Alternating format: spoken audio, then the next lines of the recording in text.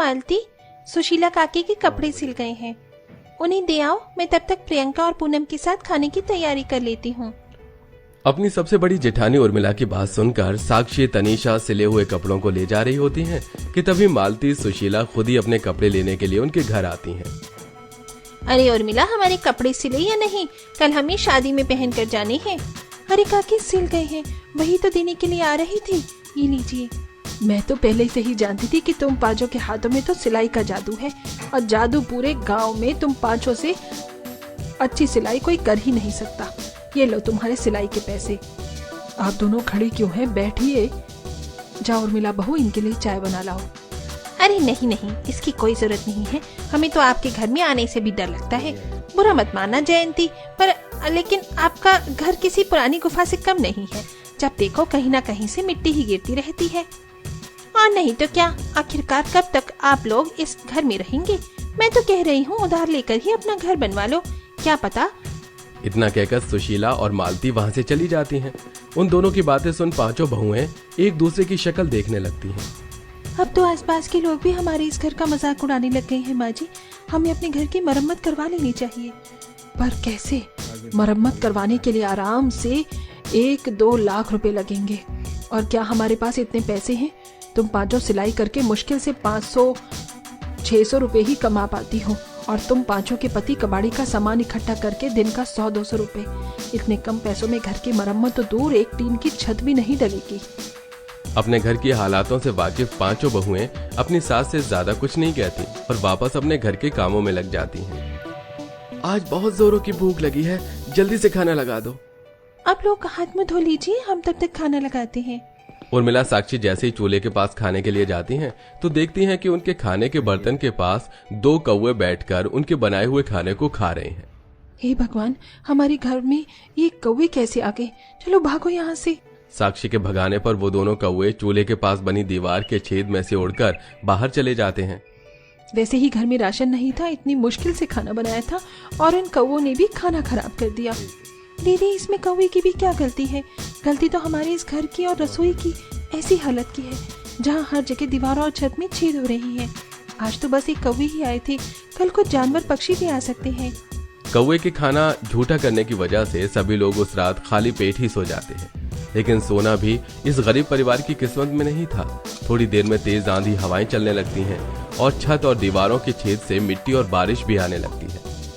हे भगवान, खाना तो हमारे नसीब में ही नहीं था। कम से कम 2 पल की चैन की नींद तो नसीब होने देता। कभी कभी तो ऐसा लगता है कि इस घर में रहने से अच्छा कि हम लोग सड़क पर तिरपाल लगा ली। 2 पल की चैन की नींद तो चैन की नींद सो रहे होते हैं, वहीं ये पूरा परिवार आधी रात में उठकर घर की दीवारों और छत से मिट्टी और पानी को आने से रोक रहे होता है। आए दिन और हर मौसम में इस परिवार को इस टूटे हुए घर और रसोई की वजह से ऐसे ही मुसीबत का सामना करना पड़ता था। दिन में तीसरी बार झाड़ू लगा रही हूँ, लेकिन ये कतरन है कि हर जगह से निकली जा रही है। घर में वैसे भी सिलाई से ढेर सारी कतरनें जमा हो गई हैं। एक काम करते हैं, शाम को इस बोरे में इकट्ठा करके कूड़ेदान में फेंकाएंगे। पांचों बहुएं मिलकर सारे कतरनों को इकट्ठा करती हैं और उन्हें बोरे में भर लेती हैं। लेकिन जैसे ही वो लोग कतरन को फेंकने के लिए बाहर जाती हैं तो बाहर बहुत जोरों की बारिश शुरू हो जाती है। बारिश तो बहुत तेज हो रही है, मेरे ख्याल से हमें कल ही जाना चाहिए, वरना अगर रास्ते में कहीं पानी जमा मिल गया तो हमारा आना जाना मुश्किल हो जाएगा। पांचों बहू कतरनों से भरी बोरी को घर के कोने में रख देती हैं। अगले दिन होते ही वो जैसे बोरी को फेंकने के लिए जाती हैं तो उनके पड़ोस में रहने वाली माधवी नाम की एक बूढ़ी औरत उनके पास आती है। लगता है तुम लोग कहीं जा रही हो। हाँ काकी, इन कतरनों को फेंकने जा रहे थे। आपको कुछ काम था क्या? हाँ बिटिया, वो परसों जो आंधी आई थी ना, जिसकी वजह से हमारी पुरानी वाली झोपड़ी टूट गई थी, तो हमने एक नई झोपड़ी बनाई है, लेकिन अभी तक दहलीज और खिड़कियों के दरवाजे तैयार नहीं हो पाए। इसलिए मैं तुम पांचों के पास ये कपड़ा लेकर आई थी। इस कपड़े से तुम पांचों 3-4 पर्दे बना दो। जब तक घर पर दरवाजा बंद नहीं होगा तब तक हम लोग उसमें कैसे रहेंगे? आप फिक्र मत करिए, हम ये कतरनें फेंककर शाम तक आपके घर के पर्दे तैयार कर देंगे। पांचों बहुएं कतरनों की बोरी को ले जाकर कूड़ेदान में फेंककर घर आ जाती हैं। उस औरत के दिए हुए बड़े से कपड़े से पर्दे बनाने लगती हैं। ये दरवाजे पर लगाने वाला पर्दा तो तैयार हो गया। एक बार इसे दरवाजे से माप लेती हूँ, कहीं छोटा ना पड़ जाए। प्रियंका उस पर्दे को लेकर अपने घर के दरवाजे से नाप रही होती है, जिसे नापते नापते प्रियंका वहीं खड़े होकर कुछ सोचने लगती है और अचानक दौड़ती हुई बाकी बहुओं के पास आती है, जिसे देख उर्मिला। क्या हुआ प्रियंका, तुम ऐसी दौड़ती हुई क्यों आई? मुझे पता चल गया है कि अब हम कैसे अपने इस टूटे फूटे घर की मरम्मत कर सकते हैं, वो भी बिना पैसे के। इस घर को सुंदर से घर में बदल सकते हैं। वो कैसे?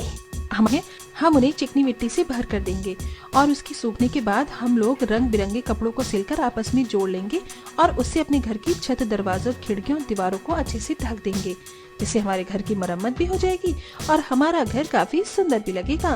तुम्हारे कहने का मतलब है कि हम कपड़ों का घर बनाएंगे?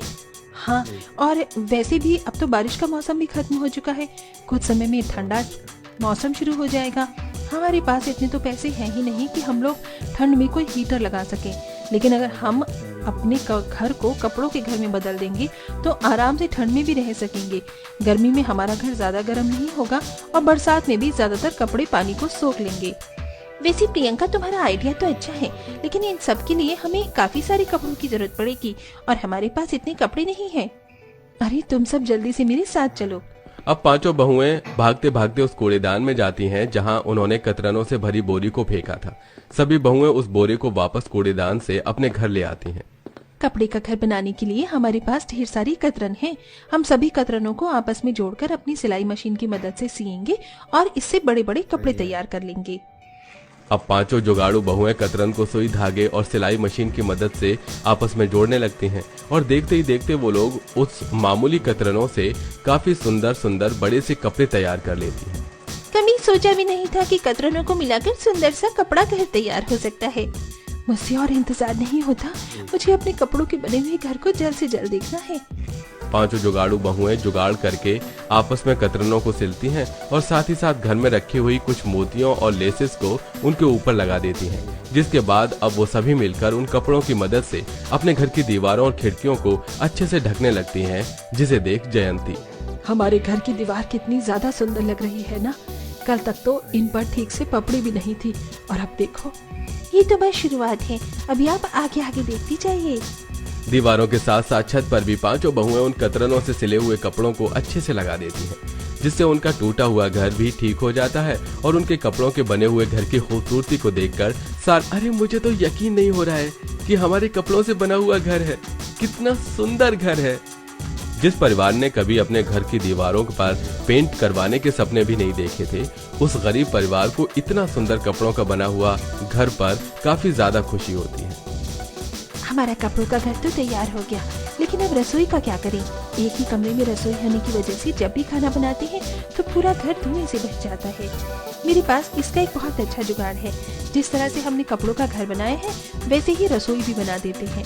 हम इस तरह कतरनों से सिला हुआ कपड़ा लगा देंगे और साथ ही इस दीवार में छेद कर चूल्हे के पास से यहाँ तक एक पाइप भी निकालेंगे, जिससे सारा धुआं घर से बाहर जाएगा और हमारे घर की तरह ही हमारे कपड़े की रसोई भी तैयार हो जाएगी।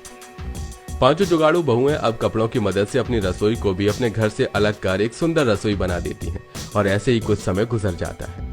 अरे साक्षी, तुमने क्या बनाया है? थोड़ी बहुत कतरन बच गई थी तो उन्हें सिलकर मैंने ये तकिए के कवर बनाए हैं।